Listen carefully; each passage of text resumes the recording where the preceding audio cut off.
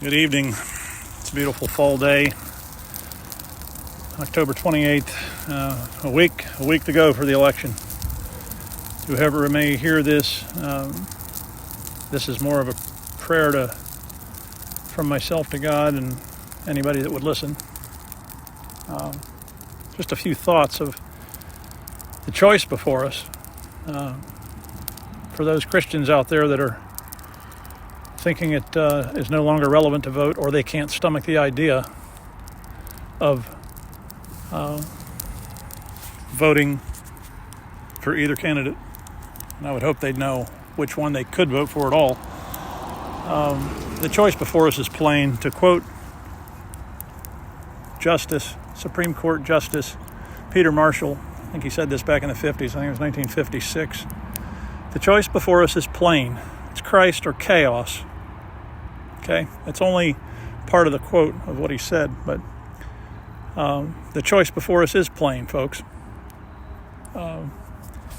Just last week, at one of the left's gatherings for Kamala Harris, somebody yelled out from the crowd, "Jesus is Lord," as she was discussing abortion policy and Supreme Court issues. And she quickly, and maybe unwittingly, probably wishes she could take it back. But you can't take away what comes out of the mouth is the abundance of the heart. She said, "You're at the wrong rally," to someone who said Jesus is Lord. "Oh, you're at the wrong rally." Well, so she just probably unknowingly lost herself the election, because make no mistake, God deals in the affairs of men. And I'm not worried about this upcoming election, whichever way it goes, because God's in charge. And if we get Kamala Harris, it's because we deserve it. And if we get Donald Trump, it's probably because he's going to spare us one more time, one more chance. This might be your last chance, America. You see, you're not voting for a person. This election is a chess move for the future of this republic. It's that simple. There is a package and a policy that you're voting for. What Donald Trump did for the Supreme Court the first 4 years he was in there, I stand behind his policies on the Supreme Court and the people he appointed. And they were duly elected. They were duly elected and appointed, placed in power, in position by the House and the Senate after intense grilling. It's God's will. This stuff doesn't happen. Nothing happens outside of God's will, whether he causes it or allows it. There's moral will and there's sovereign will. On the Supreme Court, he did well. I believe that.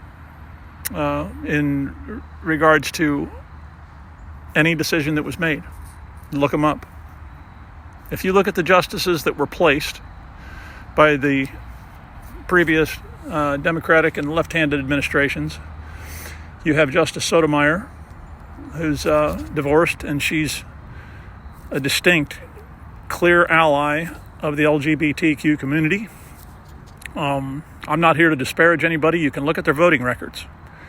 And then there's Elena Kagan, an open lesbian. And then there's the latest DEI hire, Ketanji Brown Jackson. Is this who you want making policy and ruling our country? Is this the people you want making your decisions? The right has placed the likes of Brett Kavanaugh and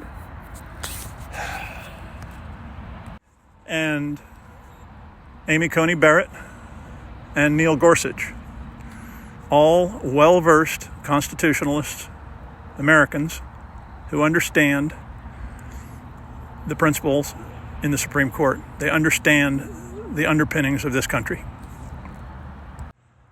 And as God deals in the affairs of men, as I mentioned earlier, it's no accident that amidst all this chaos that's gone on with the turmoil in the Speaker of the House, if you remember, if you haven't forgotten already, how McCarthy was removed and replaced by a relative unknown. And I really believe it's because McCarthy was in God's eyes, compromising too much, or maybe he's just too deep state, or maybe he's been there too long, but replaced with a relative unknown in Speaker of the House, Mike Johnson. This man, Mike Johnson, if you look into his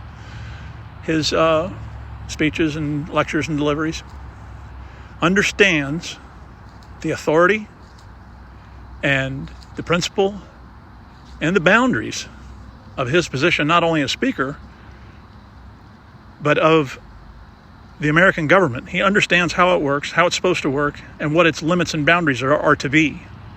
He recognizes overreach when he sees it.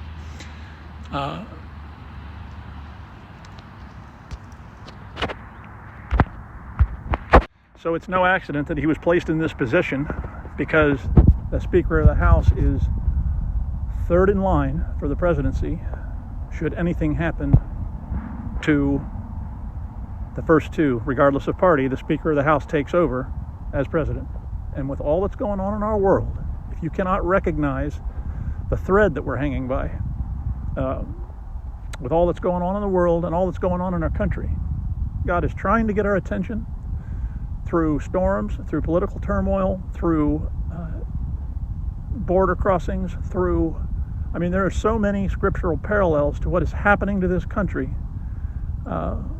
because of our laziness or disobedience or apathy as American citizens. Debate is healthy, and division is not, unless it's for the things of God. And there is open hostility to the things of God.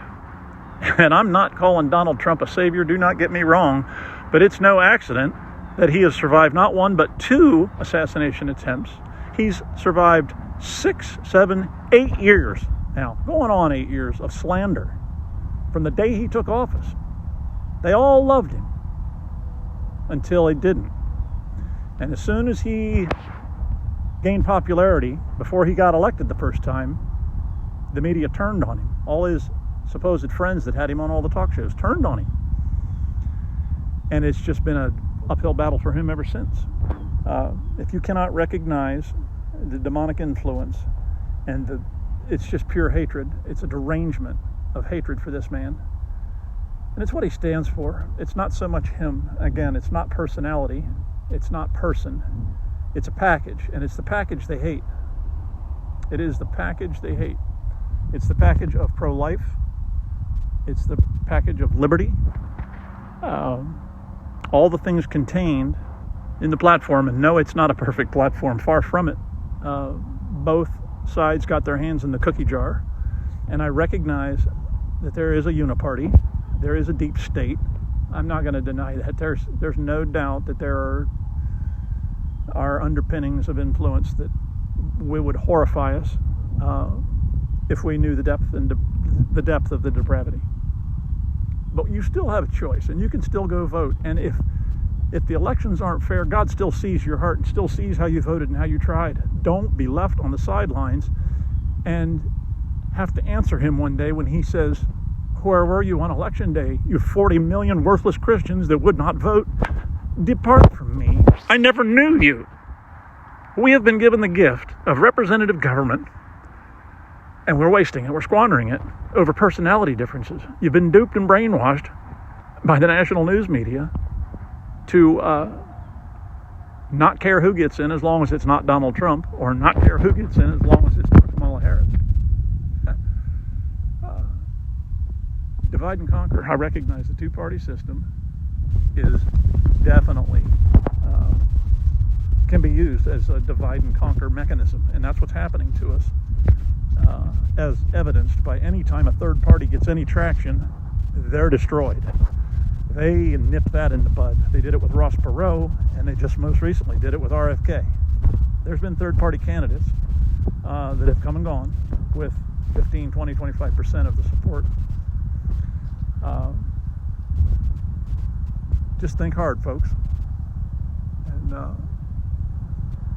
Hannah, if you ever hear this, Carly, if you ever hear this, Julie, if you ever listen to this, any of my family, immediate or distant, that would hear this recording, know that I am burdened beyond belief, beyond comprehension for the situation with Carly and her health, and it troubles me daily, but I know that God's got a plan, and I have to trust that, or it'll drive me mad. But know this too, that I am also burdened for the country. I'm burdened for the future. I may have 15 good years left, God willing.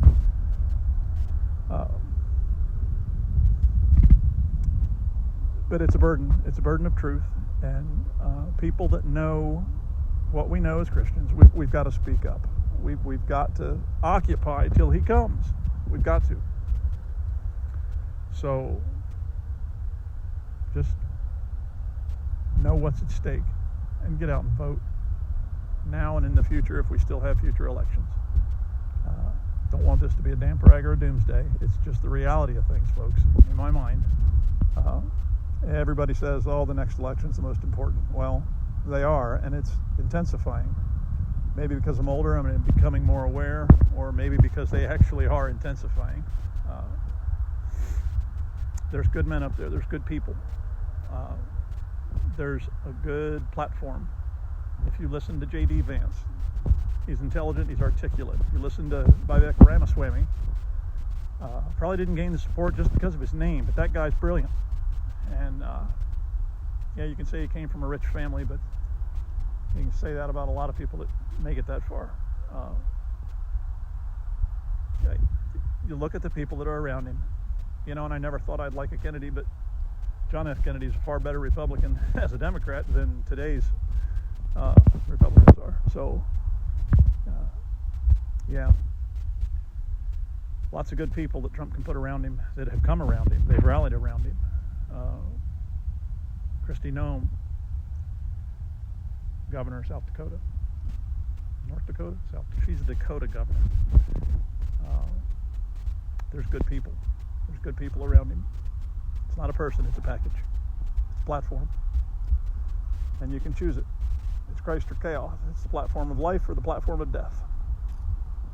If you like war, vote left. Nobody's going to bring true peace until Christ returns. But there is a package, and there is an effort, and there is a record of it in God's logbook. So stay up, pray up, and get up and vote.